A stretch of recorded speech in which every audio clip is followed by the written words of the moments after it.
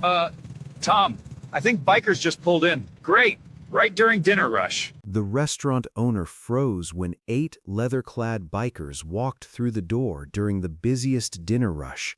Tom had run his small roadside diner for 20 years.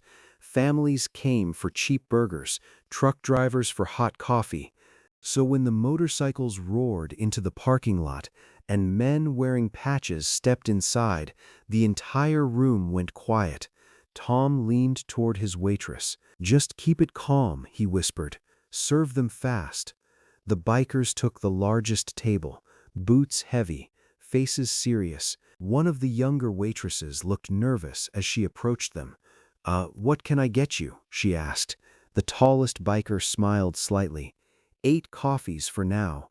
We're waiting." Waiting, Tom watched from the counter. Customers whispered to each other. A mother quietly moved her kids closer to her. 10 minutes later, the front door opened again. An elderly man walked in slowly, using a cane. His jacket was thin despite the cold outside. He looked around, embarrassed. Tom recognized him immediately.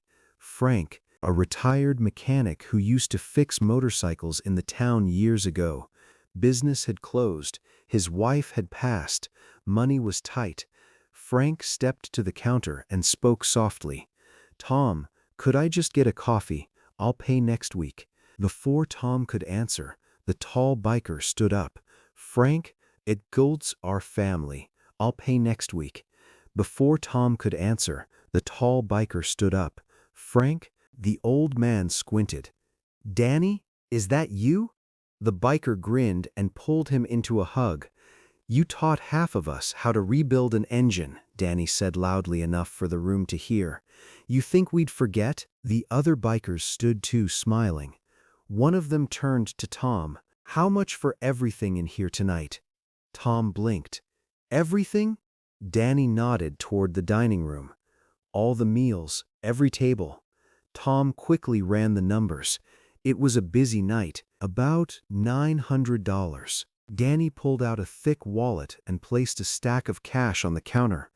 "Make it 1,000 and make sure Frank eats first." The room fell silent again, but this time for a different reason. The nervous waitress wiped her eyes. Families smiled. Someone even started clapping quietly. Frank looked overwhelmed. "You boys didn't have to do this." Danny shook his head. "You fed us when we were broke teenagers," he said. "We're just returning the favor." Before leaving, the bikers shook Tom's hand. "People see the jackets," Danny said. "They don't see the stories." Then the motorcycles roared away into the night. Tom looked around his diner, realizing the men he feared had just created the kindest night his restaurant had ever seen.